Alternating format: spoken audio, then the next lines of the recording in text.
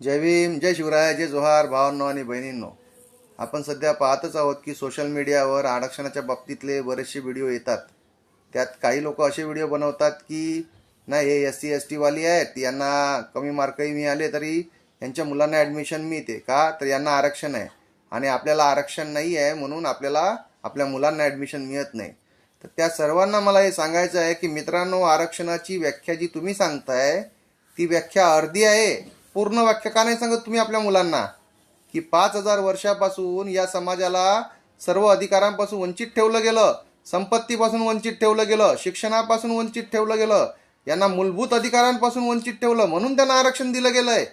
आजही जातीच्या नावाने यांच्या ह्या समाजावर अत्याचार केला जातो म्हणून त्यांची सामाजिक परिस्थिती आणि आपली सामाजिक परिस्थिती सारखी नाही आहे म्हणून त्यांना आरक्षण दिलं गेलंय.